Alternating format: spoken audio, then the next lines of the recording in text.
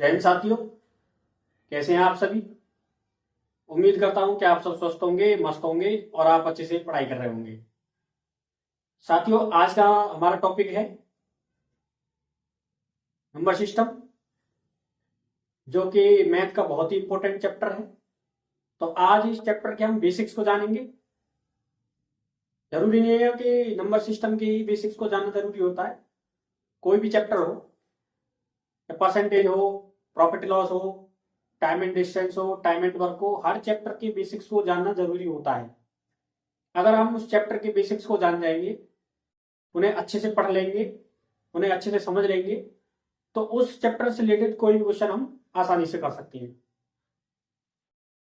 तो देखते हैं हम नंबर सिस्टम की बेसिक्स क्या क्या है। तो आज हम इन बेसिक्स को जानेंगे। इसके बाद नेक्स्ट डे से हम इससे रिलेटेड कोई भी क्वेश्चन हो उनको करेंगे। तो पहले देखते हैं। तो पहले क्या आता है? पहले आता अंक, जिसे इंग्लिश में बोलते हैं हम डिजिट। तो ये जो अंक होते हैं, ये कौन कौन से होते हैं? ये होते हैं 0, 1, 2, 3, 4, 5, 6, 7, 8, 9, यानी 0 से लेके 9 तक। ये जो अंक होते हैं, इनसे ही मिलके कोई संख्या बनती है, इनसे ही मिलके कोई सवाल बनता है। कोई भी कुछ भी हो, 0 से लेके 9 तक जो संख्या नंबर आते हैं, इनसे ही मैथ का कोई क्वेश्चन हो, मैथ का कोई नंबर हो, सब कुछ इनसे मिलकर बनता है।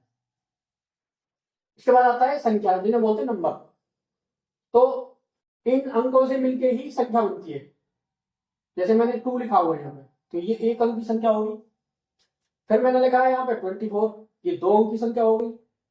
फिर मैंने यहाँ पे लिखा हुआ है 369, ये 3 अंक की संख्या होगी। ये 4 अंक की संख्या होगी। यहाँ पे 5 अंक की भी लिख सकते हैं हम, 6 अंक की भी लिख सकते हैं। इसका मतलब ये है कि अंकों से मिलके ही संख्या बनती है। चाहे वो 2 अंक की संख्या हो, चाहे वो 3 अंक की संख्या हो, चाहे 10 अंक की हो, 20 अंक की हो, 50 अंक की हो, 100 अंक की हो, तो वो जो संख्या होगी उसके अंदर अंक मिले होंगे। जैसे इंग्लिश में इंग्लिश अल्फाबेट होते हैं A से Z तक, ये 26 होते हैं। तो इनसे ही मिलके किसी का नाम बनता है, या कोई वर्ड मीनिंग बनती है, या कोई पोइम बनती है, या कोई किताब लिखी जाए, उसके अंदर वो ओनली वही अल्फाबेट होते हैं। उनसे रिलेटेड मतलब उनसे अलावा कोई अल्फाबेट नहीं होता है। A से Z तक ही अल्फाबेट होते हैं। तो ऐसे ही हम कोई भी नंबर लिखेंगे, या कोई भी सवाल लिखेंगे, या कोई क्वेश्चन लिखेंगे, तो उसके अंदर ओनली 0 से लेकर 9 तक यही अंक आएंगे, यही डिजिट आएंगे। इसके बाद आता है प्राकृतिक संख्या, यानी 1 से लेकर इंफिनिटी तक, 1 से लेकर अनंत तक जो भी संख्या होती है वो प्राकृतिक संख्या होती है। जैसे एक से स्टार्ट करके कहीं तक भी हो, अनंत तक होती है वो। 1000 हो, 2000 हो, 3000 हो, 5000 हो, 1 लाख हो, 2 लाख, करोड़, 2 करोड़, ये होती है। इसके बाद आता है प्राकृतिक संख्याओं के जो ये ग्रुप है अनंत तक, 1 से लेकर अनंत तक। इसके शुरू में हम 1 से शुरू में अगर हम 0 लगा दें, प्राकृतिक संख्याओं के समुच्चय में, यानी उसके ग्रुप में स्टार्टिंग में हम 0 लगा दें, तो हम उनको बोल देंगे पूर्ण संख्याएं। और पूर्ण संख्याओं को इंग्लिश में बोलते हैं हम होल नंबर्स। इसके बाद आता है पूर्णांक संख्याएं। तो अभी मैंने ये सम संख्या और विषम संख्या अभी ये छोड़ दी है, क्योंकि इनसे पहले ये समझाना जरूरी है। तो इसके बाद आता है पूर्णांक संख्या।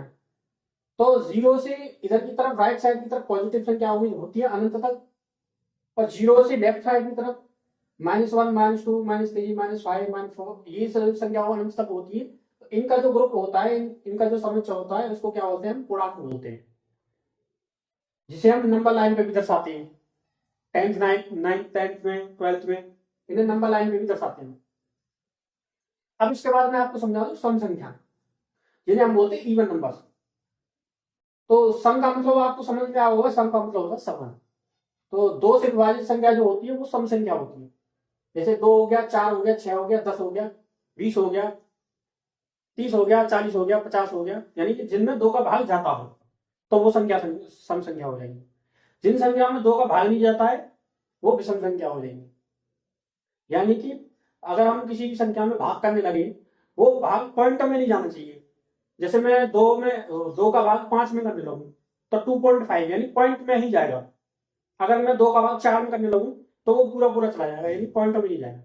इसका मतलब है 4 सम संख्या है और 5 विषम संख्या है। इसके बाद सम के बाद आती है विषम संख्या, जो मैंने अभी बताया आपको, जिसे हम बोलते हैं ऑड नंबर। जो दो से विभाजित नहीं होती है।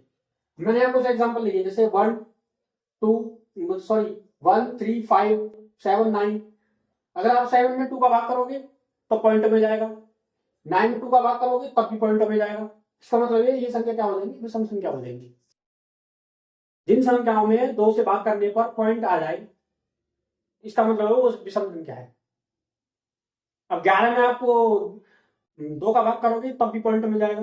अगर 12 में आप 2 का भाग करने लगो तो पूरा पूरा चला जाएगा, इसका मतलब वो सम संख्या है, और 11 विषम संख्या है। इसके बाद आ गया पूर्णांक संख्या।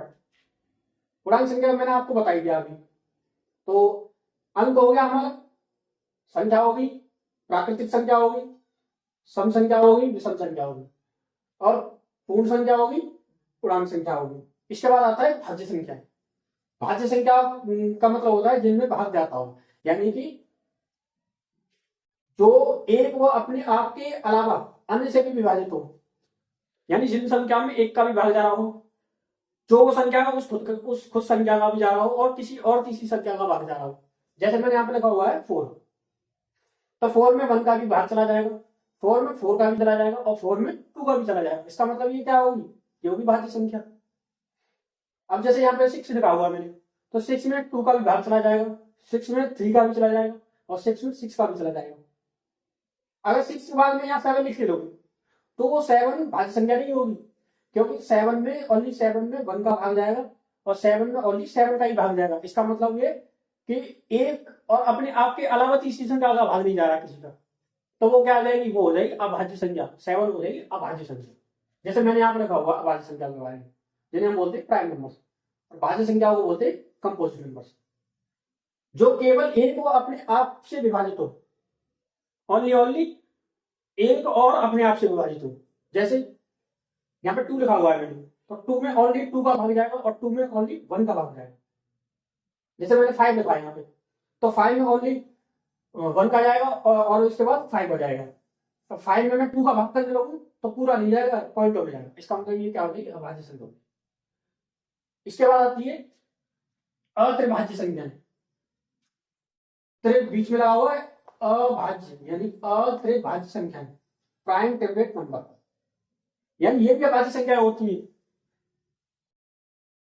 इसके बाद जिन संख्याओं का एचसीएफ 1 हो, यानी कि जिन संख्याओं को, जैसे तीन संख्या होगी, जैसे ये प्राइम ट्रिपलेट का मतलब है 3 संख्या ट्रिपलेट, तो वो संख्या कौन कौन सी थी, 8 9 और 25। यानी कि इन संख्याओं का अगर हम एचसीएफ निकालने लगे तो एचसीएफ एक ही आएगा, तो ये हो जाएंगी प्राइम ट्रिपलेट नंबर, यानी कि अत्रिभाज्य संख्या। इसके बाद आता है गुणा का तत्समक। गुणा का तत्समक यानी कि किसी संख्या को, गुणा का मतलब होता है गुना करना। अगर किसी संख्या को हम 1 से गुना कर देंगे, अगर मैं 5 का गुना 1 में करने लगूं तो 5 आएगा, उसका कोई उसमें ना कोई अंतर आया, ना वो घटी ना बढ़ी। तो इसका मतलब ये है किसी संख्या को 1 से गुना करने पर उसमें कोई फर्क नहीं पड़ता। यानी 4 का मल्टीप्लाई में 1 में करने दो तो 4 में कोई फर्क नहीं पड़ेगा, इसका मतलब 4 का 4 ही आ जाएगा।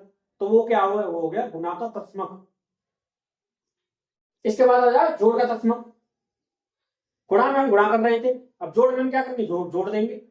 तो किसी संख्या को 0 में जोड़ने पर उसमें कोई फर्क नहीं पड़ता। यानी कि 5 को अगर मैं 0 में जोड़ने लगूं तो उसमें कोई फर्क नहीं पड़ेगा। 6 को अगर मैं 0 में जोड़ने लगूं तो 6 ही आएगा, इसका मतलब उसमें कोई फर्क नहीं पड़ा। तो वो क्या हो जाएगी, वो संख्या हो जाएगी, यानी कि वो हो जाएगा जोड़ का तत्समक। इसके बाद आता है गुणांक का प्रतिलोम अवयव। प्रतिलोम का मतलब होता है उल्टा, और उसमें गुणा करना, यानी किसी संख्या का प्रतिलोम, यानी कि ए का मैं प्रतिलोम लिखने लगूं, ए का प्रतिलोम हो जाएगा 1/a, यानी उसका उल्टा हो जाएगा। तो गुणा का प्रतिलोम अवयव हो गया ए का उल्टा, यानी ए मल्टीप्लाई 1/a करूं, इसको इससे काट दूं, यानी कि ए में 1/a का गुणा करने लगूं तो इसमें कोई फर्क नहीं पड़ेगा, संख्या ए ही आएगी, तो वो हो जाएगा गुणा का प्रतिलोम। उसके बाद आता है जोड़ का प्रतिलोम। तो जोड़ का प्रतिलोम में क्या करेंगे हम, किसी संख्या को उल्टा करके उसमें जोड़ देंगे। जैसे ए है, ए का उल्टा क्या होगा, माइनस ए हो गया। अब ए को हम माइनस ए में जोड़ देंगे तो 0 आएगा, उसमें कोई वो हो जाएगा, वो क्या हो जाएगा, वो हो जाएगा जोड़ का प्रतिलोम अवयव। इसके बाद आता है आरोही क्रम और एक होता है अवरोही क्रम।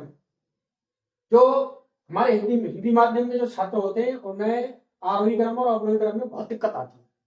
उन्हें यही समझ में नहीं आता है कि आरोही क्रम में छोटी संख्या लेते हैं पहले या बड़ी संख्या लेते हैं, अवरोही क्रम में पहली छोटी संख्या लेते हैं या बड़ी संख्या लेते हैं। लेकिन इंग्लिश मीडियम वाले इसमें फायदा उठा जाते हैं, क्योंकि उन्हें पता होता है कि अगर हम असेंडिंग ऑर्डर लिखेंगे तो असेंडिंग ऑर्डर में क्या होता है, ए सबसे पहले आता है, इसका मतलब ए सबसे छोटी संख्या होगी, तो पहले सबसे छोटी संख्या आएगी, फिर उससे बड़ी, फिर उससे बड़ी, फिर उससे बड़ी, फिर उससे बड़ी। ऐसे ही अवरोही क्रम को क्या लिखते हैं, डिसेंडिंग ऑर्डर। तो डिसेंडिंग ऑर्डर यानी डी ए से भी बड़ा है, तो पहले बड़ी संख्या आ गई, फिर पहले बड़ी संख्या आएगी, फिर छोटी संख्या, फिर छोटी संख्या, फिर छोटी। इसका मतलब ये हो गया अवरोही क्रम और ये हो गया आरोही क्रम। तो अब मैंने आपको ये कुछ बेसिक्स बता दिए हैं नंबर सिस्टम के, तो मैं समझता हूँ आपको ये समझ में आए होंगे। अब इनके बाद हम जानेंगे कि किसी संख्या का हम इकाई अंक कैसे निकालते हैं। तो पहले मैं इसको मिटा देता हूँ, उसके बाद हम देखेंगे कि किसी संख्या के इकाई अंक कैसे निकालते हैं। जैसे अगर मैं 25 लिखूं तो 25 का इकाई अंक क्या हो जाएगा, 5 हो जाएगा। अगर मैं 100 लिखूं तो 100 का इकाई अंक यानी यूनिट डिजिट हो जाएगा 0। सबसे लास्ट की संख्या देखते हैं हम। अगर उसी संख्या को जैसे मैं 25 की पावर 2 करने लगूं तो इसका इकाई अंक कैसे निकालेंगे, तो 25 पर 2 बार गुना करेंगे और जो भी संख्या गुना करने के बाद लास्ट में आएगी वो हो जाएगा इकाई अंक। जैसे मैंने यहाँ पे लिखा 25, पहले मैं यहाँ पे लिखूं यूनिट डिजिट, तो इकाई अंक से बोलते हैं यूनिट डिजिट। तो जैसे मैं लिखूं यहाँ पे 25, तो 25 का यूनिट डिजिट यानी कि लास्ट का अंक इकाई अंक क्या हो गया, हिंदी वाले तो अच्छे से जानते होंगे। जैसे हम किसी संख्या को लिखते हैं, जैसे मैं आप लिखूं तो हम कैसे पढ़ते हैं इसको, इकाई, दहाई, सैकड़ा, हजार, 10,000। इकाई हो गया, दहाई मतलब 10वें स्थान पे, इकाई दहाई सैकड़ा मतलब 100वें स्थान पे, इकाई दहाई सैकड़ा हजार 1000वें स्थान पे, और 10,000 इकाई दहाई सैकड़ा हजार 10,000 10,000वें स्थान पे। यानी इकाई का अंक सबसे लास्ट का अंक हो गया। तो 25 में क्या हो गया, इकाई का अंक 5 हो गया। अब मैं 25 में प्लस कर दूं 76 का, तो इसका इकाई अंक ये हो गया 5 और इसका इकाई अंक हो गया 6। इन दोनों को प्लस कर देंगे, क्या हो जाएगा 11। तो इसका इकाई अंक क्या हो गया, 11 का 1 हो गया। अब इसके बाद आता है कि अगर मैं 25 में 26 का मल्टीप्लाई करने दूं तो इसका इकाई अंक 5 है, इसका इकाई अंक 6 है। इनका भी मल्टीप्लाई करो, इनका मल्टीप्लाई करने क्या हो जाएगा 30। इन दोनों को मल्टीप्लाई करने के बाद सबसे लास्ट में इकाई अंक क्या आएगा 0। ये तो हो गया आसान। अब इसके बाद मैं बता दूं, जैसे 25 की पावर में 3 लिखने लगूं तो इसका इकाई अंक क्या है 5 है, तो 5 की पावर 3 कर देंगे, यानी कि 5 × 5 × 5। तो 5 5 या 25 और 25 5 या 125। तो इसका इकाई अंक लास्ट में क्या हो गया 5 हो गया। यहाँ पे तो पावर कभी 2 है, कभी 3 है, कभी 4 है। अगर 4 से बड़ी कोई पावर आ जाए किसी सवाल में, जैसे यहाँ पे मैं पावर लिखूं 20 लिखूं, तो अब इसको कैसे निकालेंगे हम। अब ऐसे तो नहीं करेंगे तो 25 × 25 × 25 21 तक करते जाए, यानी कि 21 बार गुना कर दे इसी संख्या को। ऐसे तो नहीं करेंगे। तो इसका एक ही सिंपल वो है तरीका है कि किसी भी संख्या की जो पावर होती है उसमें क्या करते हैं हम 4 से मल्टीप्लाई करते हैं, 4 से भाग करते हैं। अगर 4 का भाग करूं मैं किसी संख्या में, अगर रिमाइंडर 1 आए यानी कि शेषफल 1 आए, तो उस संख्या के इकाई अंक का हम पावर 1 चढ़ा देंगे। अगर किसी संख्या में 4 का भाग करने पे और रिमाइंडर यानी कि शेषफल 2 आए तो पावर 2 चढ़ा देंगे। अगर 4 का भाग करने पे शेषफल 3 आए तो पावर 3 चढ़ा देंगे, और 4 का भाग करने पे शेषफल 0 आए तो पावर 4 चढ़ा देंगे। जैसे अब मैं 21 में 4 का भाग करने लगूं तो कितना आ गया, 1 रिमाइंडर आएगा।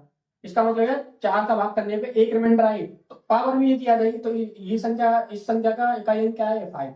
अब इसकी पावर क्या आ जाएगी, 1। 1 की पावर 5 की पावर 1 क्या हो गया, 5 हो गया। यानी कि 25 की पावर 21 करने लगे तो उसका इकाई अंक 5 ही आएगा। अब इसके बाद देखो, मैं इसके बाद बताऊंगा आपको।